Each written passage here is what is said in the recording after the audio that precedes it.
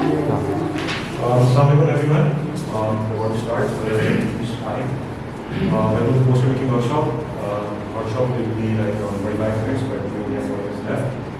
So for the first 10-15 minutes, I will be discussing the fundamentals of a poster, how the poster is made, what are the principles of the posters, what are the things required in a poster which makes it appealing, different, unique from others.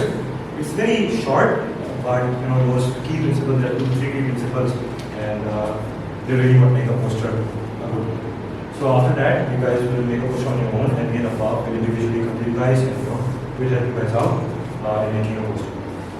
So let's start. Okay, so for posters, let's first talk on what makes a poster a bad poster, or what people in our society tend to forget while making a poster. Can I have an answer from anyone? Just in general, what you guys think? Actually, we're going to have a very interactive session because I want answers from you guys as well, so that we can improvise and do that. Okay. Yes, a lot of information in a visual. That's bad about posters. Things which make it bad, or things which do not make it good. Just in general, what is lacking in posters in our society? Good as one would be good to convey this information in the poster. A good poster conveys information while also keeping things simple and good. So what doesn't make it good in our society? That's what I'm asking you. Right? Lots of clutter, lots of text. Lots of text, lots of elements, right? Any answer from you guys? The combinations, those are the elements, but can you guys think of something more fundamental before using all the elements? Something more towards the basics, something towards the roots. Eye catching. Eye catching, okay. Okay, that's the point I would connect. Okay.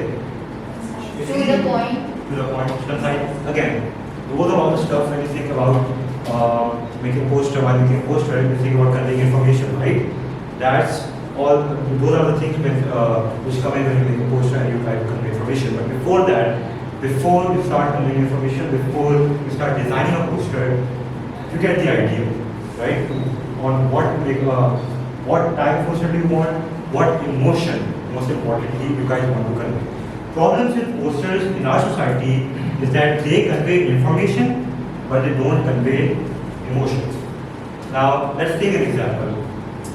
Let's take an example of funeral, right? What do you guys think when you hear the word funeral? Or what do you guys expect to feel when you guys see a poster for a funeral? Grief. Yeah? Grief. Greek. Grief. Okay, yeah, grief. Anyone else? Sadness, grief, okay.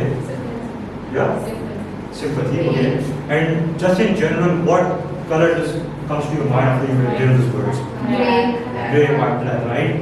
So these are basics, and you guys might think that most people keep these things in common when they're making a poster, but that's not the case. This is just to show you guys a basic principle, because funeral is something that people can understand very well. You've got two posters side by side. Can someone tell me what's the difference between these two posters? Just visually. Yeah. The one on the left is my poster. The one on the left or The right. the one on the right is more simple. Why is that?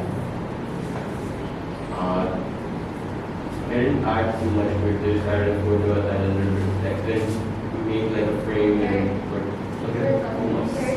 There are more colors in that poster. And what does more color represent? What does that add to the value of the poster? In our case scenario, funeral, what does that do to a poster? Adding more colors. It changes the emotion. It changes the impact it has on people who see the poster. To convey the information, convey the emotion, you must first understand, you must first feel that emotion so that you are able to convey it. Now apply to other posters. You can apply to a birthday party poster, you can apply to a concert, any type of poster you guys want, right? You must first feel information, be it joy, be it happiness, excitement, grief, any emotion at all. You must first feel that emotion, and then you must convey that emotion through your poster. I mean, everyone displays information, and anyone can represent information in a poster, but emotion is something that is really important. The difference between these two posters are, one, that is more minimal, more simple, and funeral you keep things subtle, right? That's why the person who made that poster has keeping things simple, whereas the person who made this poster has, first of all, used the wrong scheme of colors. The picture represents a lot, right? So obviously you can see that the woman who died actually There's a smiling in this picture, and she's smiling in that picture too, but this represents a bit more happiness, I believe. And the colors, they're just pretty good. So emotion campaign, that's very important. That's one very key factor, right? And so we learned that the first problem with posters, just in general, is that they don't convey emotion properly. This right over here is a very basic idea of that, but you guys can build upon these ideas and look at posters with different examples. Yes. I would use the one with that for like a speech. For like a Speech. exactly, because why would you do that? Give me the One reason. very expression. And two, Because when you're delivering a speech, you want to convince people, right? What are the emotions that are going through your mind? it just looks more happy. Exactly, right? It looks more happy. It's contrary to the poster over here. Okay, so that's problem number one. Let's come towards problem number two, which you guys identified at the beginning.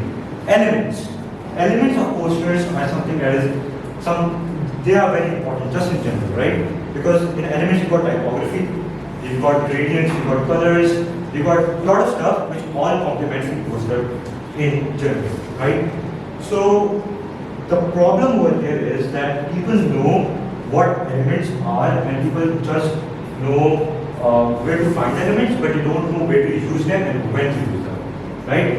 Knowing where to use the elements, when to use the elements, where to place them in posters is a very important skill that poster makers must know in order to create a good, minimal, simplistic posters. Think of this. Okay, so this brings me to a very important idea of negative spacing. Who knows negative spacing over there? Okay. Basically, when you have an object, you want to focus specifically on that object. You have to make sure that it's isolated.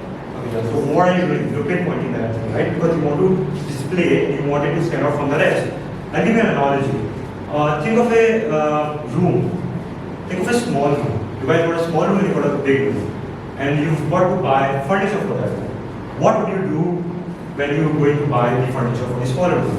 You're going to look for more concise, simple and small furniture, right? So that you guys have more area to walk in that room. Whereas on the other hand, you've got a big room and you guys will look for furniture which is more adequate for the bigger room. It's the same thing with posters. When you've got limited amount of space, you guys need to use limited amount of elements to display. A good poster always displays information in limited amount of elements, in limited amount of text, and it has a deep impact because again connecting it with my first point, emotions, impact of the poster on the person who is watching it. Now these are two posters for music fest, right? Music fest. And so what's the difference between these two posters? It looks like it's a fest for like kids, Okay, and that. and that is for like teenagers or young adults. Okay. That looks like it's during the daytime. It's during daytime. During the daytime. Okay, and This that. one looks as if it is or scheduled to be during the night. Okay, I want you guys to be more observant. Try to look close, yeah. That image, this is more abstract. Okay, just speaking in general. You guys think that poster has more elements than this poster?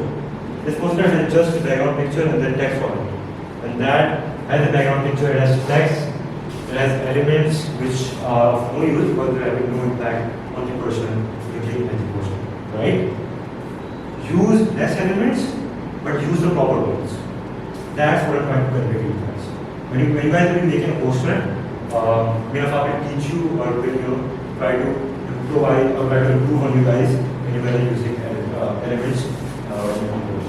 So yeah, point number two, know when and where to use elements properly. Right now we'll be working with Canva. How many of you guys know Canva? Are you familiar with Canva?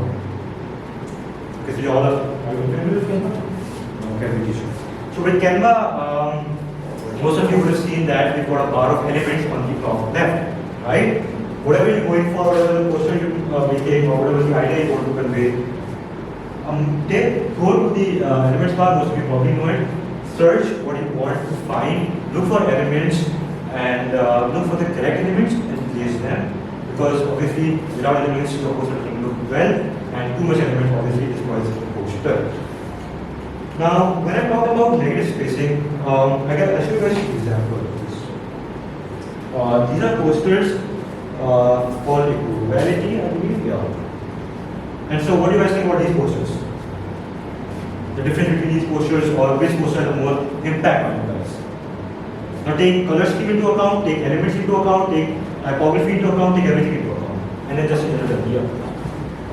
The one on the right has more of an impact, but the one on the left is Why is that? information. Why is that? It's more simple, and I don't think it fully relates to the topic, Yeah. but it looks different and it is like It that. stands out, it's unique, right? The colors black and white have been used to represent race and then balance, and the text is minimal, but it represents something. That's how it produces more effect. So negative spacing, elements, emotions, unique, these are the things, these are very simple and limited amount of things, but once you master the skill of using these things properly and understanding them, you guys can actually make it good posters. So yeah, just for another example, and I think after that we should start with the poster making. So these are two posters for K9. Again, one has less amount of elements, the other has more. One may argue that this looks better, but come on, this looks more mature, and this just has more better impact on it, right? Yeah. I have a question. Every single poster you show so far, I prefer the left one on the right. Prefer the Left. exactly. You prefer the left one, but think of the mass majority. Your poster isn't for you. Understanding your audience, understanding while you're making video, a poster, or anything, you need to understand the audience. You need to understand the people you're showing it to. So take the mass majority into account, and take the mass majority into account by understanding what they prefer in terms of colors, in terms of posters, right? Okay, guys, let's start making a poster on Canva. Again, we'll give this provided with the laptop. So, we want you guys to make a poster for a birthday party for a 5 to 6 year old kid, and yeah, just go crazy with the dates and the venue. And you guys will come individually, and we'll give you a poster and we'll tell you how to improve on that. If you guys have any questions, raise your hand and ask us.